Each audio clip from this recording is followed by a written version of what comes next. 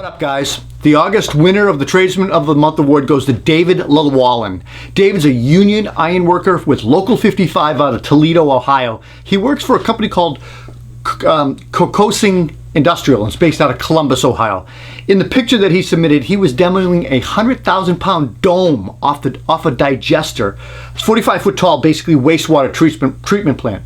Harnessed to the sidewall, 45 feet up. He's using an oxyacetylene torch and he's cutting away 12,000-pound pieces at one time.